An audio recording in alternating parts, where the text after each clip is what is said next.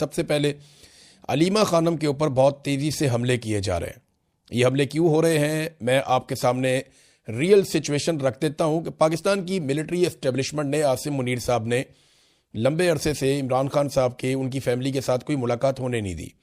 इमरान खान साहब के वो लीडर्स जो उन्हें मिलने के बाद सही खबर बाहर लेकर आ जाते हैं, उनसे भी मुलाकात नहीं होने दी।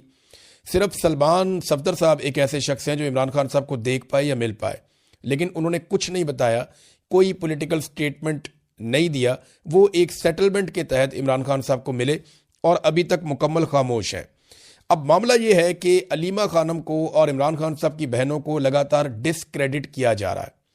पाकिस्तान के निज़ाम के ऊपर बहुत दबाव है। आलमी मीडिया बार बार ये खबर चला रहा है कि इमरान खान साहब की आंख को नुकसान हुआ है, इमरान खान साहब को कैद तन्हाई में डाला हुआ है, और अब वो एक लीडर के ऊपर मुकदमे के तौर पे नहीं, इंसानी हुकूक के मामले के तौर पे इस खबर को देख रहे हैं। पाकिस्तान के ऊपर बड़ा शदीद दबाव है डिफरेंट जगहों से, यानी आपका GSP प्लस स्टेटस है वो मुतासर हो जाता है, आपके और बहुत सारी चीज़ें वो मुतासर हो जाती हैं। तो बैनुल-अक़वामी दबाव लगातार बढ़ता चला जा रहा है। इमरान खान आम आदमी नहीं है, ये बहुत ताकतवर आदमी है और पूरी दुनिया में इनके शानदार ताल्लुकात हैं और इनकी पूरी दुनिया में पहचान है। तो उसी हिसाब से ये आवाज़ भी उठ रही है। अब हुकूमत में ये दबाव है कि इमरान खान साहब को उनकी फैमिली के साथ मिलाया जाए और अगले 24 से 48 घंटों में या 25 तारीख तक या उससे पहले इमरान खान साहब की आंख में एक इंजेक्शन भी लगाना है अस्पताल में लाकर। अब अगर इमरान खान साहब इनकार कर देते हैं कि जब तक मेरी फैमिली मौजूद नहीं होगी तब तक मैं ये इंजेक्शन नहीं लगवाऊंगा, तो हर हाल में इमरान खान साहब की फैमिली को लाना पड़ेगा ये इंजेक्शन लगाने के लिए, और वहाँ इमरान खान साहब अपनी फैमिली के साथ सियासी बातचीत भी करेंगे, ये सब जानते हैं। तो इससे पहले कि इमरान खान साहब का कोई पैगाम बाहर आए, देखें इस वक्त पैगाम बाहर कौन ला सकता है? सोहेल आफरीदी को मिलने नहीं दे रहे, पार्टी के वो लोग जिनके ऊपर लोग ट्रस्ट करते हैं उन्हें मिलने नहीं दे रहे, और इमरान खान साहब की बहनों को भी नहीं मिलने दे रहे। तो इमरान खान साहब की बहनें जो पैगाम बाहर लेकर आएंगी वो पैगाम होगा लोगों के लिए एतबार के काबिल। अब इससे पहले कि वो पैगाम कोई बाहर लेकर आए, चाहे वो पैगाम अभी इंजेक्शन लगने के मौके पे आ जाए या इसके बाद किसी और मौके पर आ जाए, आगे ईद का टाइम आ रहा है, रमज़ान का महीना है, हर हाल में इमरान खान साहब की मुलाकात तो करवानी पड़ेगी। ये तो मुमकिन नहीं है कि आप ईद वाले दिन भी इमरान खान साहब की उनकी फैमिली से मुलाकात ना करवाएं, उनके बच्चों के साथ बातचीत ना करवाएं। तो आलमी दबाव बढ़ रहा है। ऐसे में इमरान खान साहब की बहनों को डिसक्रेडिट करने का सिलसिला शुरू हो चुका है, यानी उनको मुतनाज़ बनाया जा रहा है कि अगर इनके ज़रिए से कोई बयान बाहर आए भी तो इमरान खान की बहनों को इतना ज़्यादा मुतनाज़ कर दिया जाए कि उस बयान की अहमियत कम कर दी जाए या उसके हवाले से शकूक व शुबहात पैदा कर दिए जाएं। देखें ना, कोई कॉलम लिखता है और वो ये कहता है कि ये तो विरासत की लड़ाई है। हालांकि इमरान खान साहब हुकूमत में भी रहे हैं, उन्होंने अपनी फैमिली में कभी किसी को कोई ओहदा नहीं दिया। हफीजुल्लाह नियाज़ी साहब से इमरान खान साहब की लड़ाई ये है।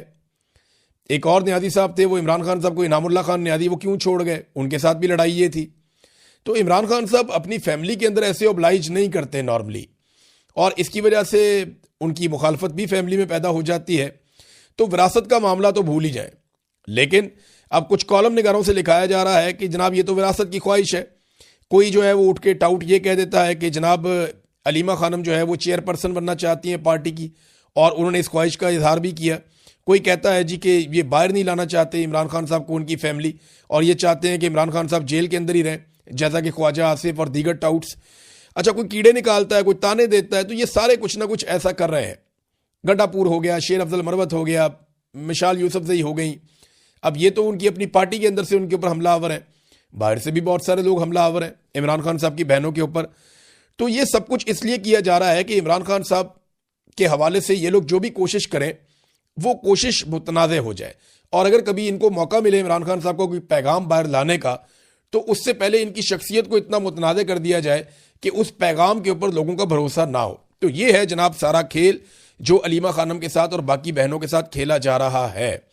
लेकिन सोशल मीडिया इसको काउंटर कर रहा है, और जो लोग ये खेल खेल रहे हैं वो अभी तक कामयाब तो नहीं हुए, लेकिन एक कंट्रोवर्सी उन्होंने क्रिएट कर दी और पाकिस्तान का मीडिया लगातार इसको हवा दे रहा है।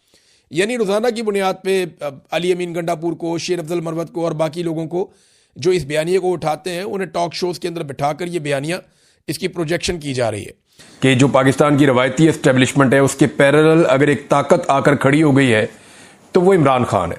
इमरान खान ने एक मुतवाज़ी निज़ाम कायम कर दिया अवामी ताकत के मुताबिक, यानी वहाँ पे अवामी ताकत है और वो इतनी ज़्यादा है कि उसका मुकाबला करना मुश्किल होता चला जा रहा है।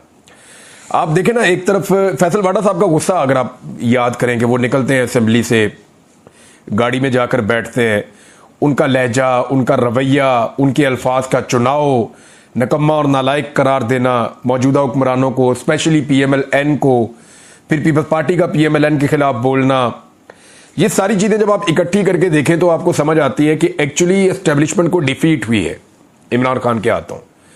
देखिए, जो मुझे समझ आई ना सारे खेल में, वो ये समझ आई कि 17 सीटों वालों को पहुंचाया गया हुकूमत में, और भी इतना कंफर्टेबल पहुंचाया गया कि उनको 2/3 अक्सरियत के करीब पहुंचा दिया गया कि इनकी हुकूमत को खतरा भी कोई ना हो।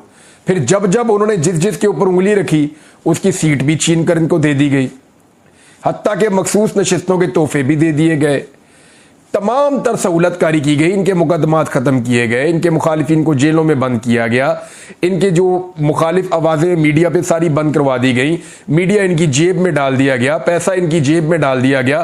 तमाम तर नालायकियों और नकम्मेपन की वजह से इन्होंने पाकिस्तान की मईशत को तबाह किया। इनसे एक सवाल नहीं किया गया एस्टेब्लिशमेंट से, यानी उन्होंने इनसे मांगा क्या? एस्टेब्लिशमेंट ने सिर्फ एक आईनी तरमीम मांगी थी। आप गौर कीजिए ना कि एस्टेब्लिशमेंट ने अब तक इन हुक्मरानों को क्या कुछ नहीं दिया, यानी जो PMLN है या पीपल्स पार्टी है, क्या नहीं दिया उन्होंने? जो इन्होंने कहा दिया। मियां साहब ने कहा जी मुझे फजलुर रहमान नहीं चाहिए, फजलुर रहमान के बगैर हुकूमत बना कर दी। नवाज शरीफ अपनी दोनों सीटें हार गए थे, नवाज शरीफ को एक सीट जितवा कर दी। नवाज शरीफ की जो मुखालिफ उम्मीदवार है उनको अभी तक जेल में रखा हुआ है। मरियम नवाज अपना इलेक्शन महर शराफत से हार गई थी, उनको वजीर आला पंजाब बना कर दिया। शहबाज शरीफ के बाद टोटल 17 सीटें दी जेनवन, और उनकी ये सीटों को बढ़ा बढ़ा के उनको इक़्तिदार बना के दिया। तो ये सारा कुछ जब एस्टेब्लिशमेंट ने इतना कुछ किया इनके लिए, तो उसके बदले में उन्होंने मांगा क्या? एक आईनी तरमीम, और उस आईनी तरमीम के नंबर भी उन्होंने पूरे करके दिए।